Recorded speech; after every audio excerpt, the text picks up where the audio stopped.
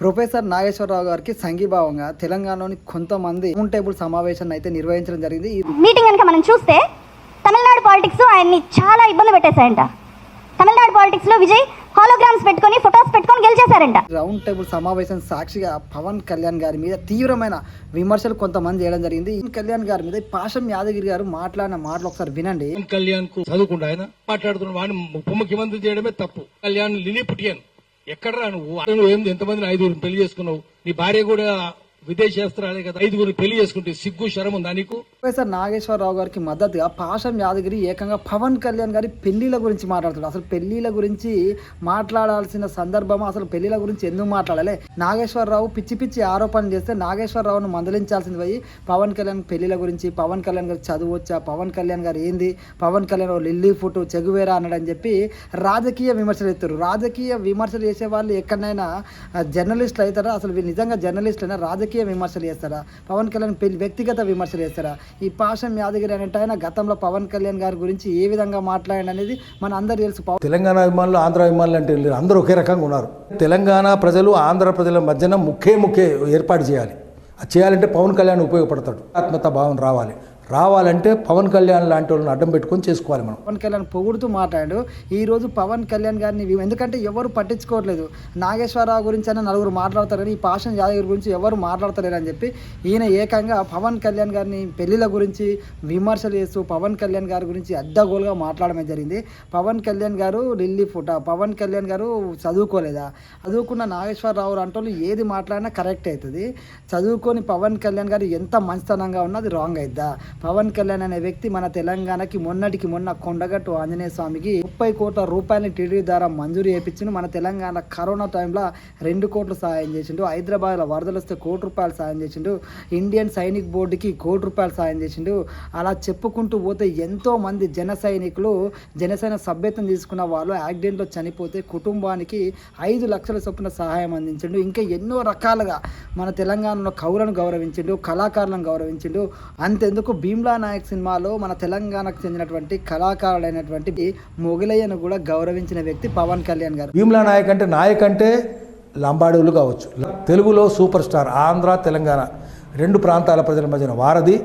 అలాంటి వ్యక్తి గురించి నోరుంది కదా అని చెప్పి ఏది పడితే అది మాట్లాడతావా? ఆయన పెళ్లిల గురించి మాట్లాడతావా? అసలు నీకు బుద్ధి ఉందా? అసలు ఒక జర్నలిస్టు అయినా ఇంత ఎక్స్పీరియన్స్ వచ్చింది, ఇంత ఏజ్కి వచ్చారు, వ్యక్తిగత జీవితం గురించి మాట్లాడన్నా? రౌండ్ టేబుల్ సమావేశం యొక్క ఉద్దేశం ఏంది? ఆ రౌండ్ టేబుల్ సమావేశంలో నాగేశ్వరరావు గారికి సంఘీభావం తెలపాల్సింది పోయి పవన్ కళ్యాణ్ గారి పెళ్లిల గురించి మాట్లాడతావా? మరి ఇంత ఘోరమా? తెలంగాణ ప్రజలు కూడా ఆలోచించాలి. నాగేశ్వరరావు మేధావి అయితే ఎవరిని పడితే వాళ్ళని ఇష్టం వచ్చినట్టు ఆరోపణలు చేస్తే దానికి తెలంగాణకి మన సంబంధమా? మన తెలంగాణ ప్రజలకి నాగేశ్వరరావు మాట్లాడిన మాటలకి ఏమైనా సంబంధమా? ఆయన మేధావి అయితే ఎవరిని పడితే వాళ్ళని తిట్టేసి మన తెలంగాణ ప్రజలందరం ఆయన తప్పు చేసి ఆయన వెనక నిలబడాలా?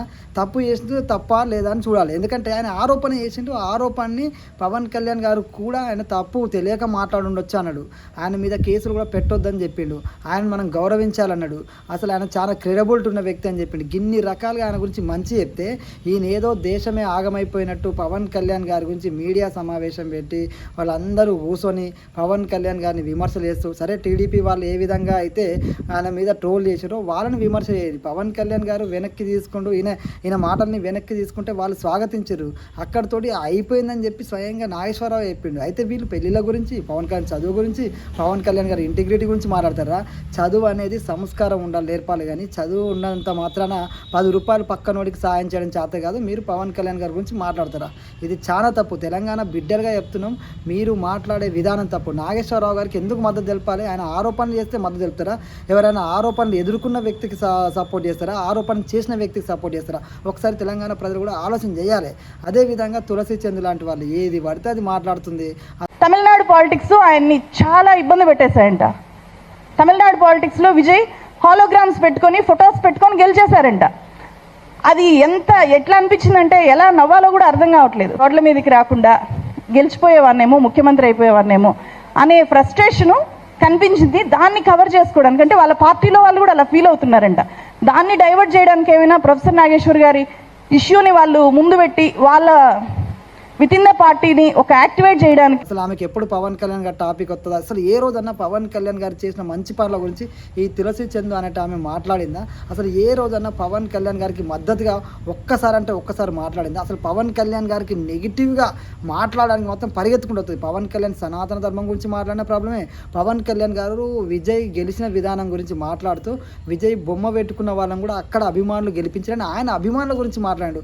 మీరు అంత బలంగా కొట్లాడుంటే, అంత బలంగా మీరు పోరాటం చేసి ఉంటే, అంత బలంగా మీరు జనాల్లోకి తీసుకుపోయి ఉంటే ఖచ్చితంగా మనం గెలిచేవారమని ఆయన అభిమానులు అంటే నీకేం ప్రాబ్లం? నువ్వెందుకు నొచ్చుకుంటున్నావు?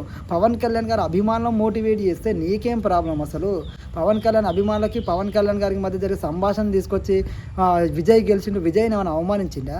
విజయ్ని ఏమైనా తగ్గించిండా? విజయ్ గురించి గొప్పగా మాట్లాడాడు. ఆయన ఫోటో పెట్టుకున్న అక్కడ జనాలు గెలిపించడానికి జనాల గురించి గొప్పగా మాట్లాడాడు. అంతేగాని మనకు పచ్చకామన్లోడికి లోకమంతా పచ్చ కనబడ్డట్టు నీకు పవన్ కళ్యాణ్ గారి విషయం ఏదొచ్చినా నీకు అట్నే కనబడుతుంది. కాబట్టి నీలాంటి వాళ్ళ మాటల్ని పట్టించుకోవాల్సిన అవసరం కూడా లేదు. మరొక వైపు మొన్న ఏదో ఉస్మానియా యూనివర్సిటీ బిడ్డనని చెప్పుకుంటూ ఆస్మా అనే ఒక సోదరి పవన్ కళ్యాణ్ తమ్ముడు అని మాట్లాడుతుంది. అంటే పవన్ కళ్యాణ్ అనే వ్యక్తి తమ్ముడా? అంటే పవన్ కళ్యాణ్ నీకు తమ్ముళ్ళలా కనబడుతున్నాడా? అసలు నువ్వేమైనా చేసినావా? నీ వల్ల జనాలకి ఏమైనా ఉపయోగం ఉందా? పవన్ కళ్యాణ్ గారి వల్ల ఎంతో మందికి సహాయం పొందిరు, ఎంతో మందికి ఆసరా నిలబడ్డు. ఈ తెలంగాణలో కూడా జనసేన పార్టీ ఉందని నువ్వు అంటున్నావు కదా, అంతమందికి ఏ విధంగా ఏ రకంగా అండగా నిలబడ్డావు నీకు తెలుసా? అసలు ఎంతోమంది కొత్త వాళ్ళని రాజకీయ నాయకులు తీసుకొస్తుండు. ఆయన అధికారం లేనప్పుడు కూడా చాలా మందికి సపోర్ట్ చేసిండు. అధికారంలోకి వచ్చినాక ఎంతోమంది మనలాంటి యువతని అధికారంలో భాగస్వామ్యం చేసిండు. అట్లాంటిది ఈ నోరు ఉంది కదా అని చెప్పి నీ స్థాయి కూడా కాదు. మొన్న జూబ్లీహిల్స్ ఎన్నికల్లో నువ్వు నిలబడితే ఈ జనసేన సైనికులు కానీ చాలా మంది సామాన్యులు నిరుద్యోగులు అంతెందుకు ఉస్మానియా యూనివర్సిటీలో ఉన్న జన సైనికులు ఇలాంటి వాళ్ళకి నిరుద్యోగులకి మద్దతు చెప్పారు. అలాంటిది వీళ్ళ నలుగురు చుట్టూ చేరంగానే పవన్ కళ్యాణ్ తమ్ముడు అనే అది ఉందా? అసలు నీలాంటి వాళ్ళ గురించి మాట్లాడడం కూడా టైం వేస్ట్. కానీ ఈ విధంగా ప్రొఫెసర్ నాగేశ్వరరావు గారికి మద్దతు మేము ఉన్నామని చెప్పేసి పవన్ కళ్యాణ్ గారిని ఇష్టం వచ్చిన తిట్టడానికి ఈ యొక్క రౌండ్ టేబుల్ సమావేశం పెట్టినట్టుంది తప్ప ఇలా వల్ల ఏదో తెలంగాణకు మేలు చేస్తారు. అసలు తెలంగాణకు సంబంధమే లేదు. ఈ నాగేశ్వరరావు గారు ఆరోపణ చేస్తే నాగేశ్వరరావుకు సపోర్ట్ చేయడం ఏందో అసలు ప్రజలు కూడా ఆలోచించాలి. ఈ విషయాన్ని మాత్రం ఖచ్చితంగా ప్రజలు లైట్ తీసుకోవద్దు. అసలు వాళ్ళు ఏం మాట్లాడుతున్నారు? పవన్ కళ్యాణ్ తప్పు చేస్తే తప్పని చెప్పండి. ఎక్కడ ట్రెండింగ్ టాపిక్ ఉంటే అక్కడ వీళ్ళు ఉంటారు. ఎందుకంటే ఆ టాపిక్ అయిపోయినా సరే దాన్ని పొడిగిస్తారు. ఎందుకంటే ట్రెండింగ్ టాపిక్ ఉంటే జనాల్లో వీళ్ళు నానుతారు, జనాలు వీళ్ళ గురించి చర్చించుకుంటారు, జనాల్లో వీళ్ళు కనబడతారు. కాబట్టి అయితే వీళ్ళందరూ మూకుమ్మడిగా పవన్ కళ్యాణ్ గారు తప్పు చేసినట్టుగా, అసలు ప్రొఫెసర్ నాగేశ్వరరావు గారు ఏమీ అన్నట్టుగా అకారణంగా జనసేన పార్టీ పవన్ కళ్యాణ్ గారు జన సైనికులు అందరూ ఈ నాగేశ్వరరావు గారిని ఏదో అన్నట్టుగానైతే క్రియేట్ చేద్దామని ప్రయత్నం చేశారు. అయితే ఈ యొక్క మొత్తం విషయాన్ని తెలంగాణకు ఆపాదించే విధంగా, ఈ తెలంగాణ ఆంధ్ర అనే విధంగా వీళ్ళు ప్రొజెక్ట్ చేసే విధంగా వాళ్ళ మాటలు చూస్తే అర్థమవుతుంది. వీళ్ళందరూ ఈ రౌండ్ టేబుల్ సమావేశం పెట్టిరు కదా, ఈ తెలంగాణలో ఇంక ఏం సమస్యలు లేవా? తెలంగాణలో ఏ సమస్యలు లేనట్టు ప్రొఫెసర్ నాగేశ్వరరావు గారు ఆరోపణలు చేస్తాడు, ఆయన మాటల్ని వెనక్కి తీసుకుంటాడు. తర్వాత ఈ విషయం ముగిసిపోయిన విషయం మీద వీళ్ళు రౌండ్ టేబుల్ పెట్టాల్సిన అవసరం ఏముంది? అంటే ఈ ట్రెండింగ్ టాపిక్ కాబట్టి ట్రెండింగ్లో 10 మంది మమ్మల్ని గుర్తించాలంటే, తెలంగాణ ప్రజల దృష్టిని మళ్లించాలంటే, రెండు ప్రాంతాల మధ్య విభేదాలు సృష్టించాలంటే ఈ యొక్క టాపిక్ ఉపయోగపడుతుంది. 4 రోజులు మన గురించి ప్రజలు మాట్లాడుకుంటారు అని వీళ్ళ ఆలోచన ఉన్నట్టుంది.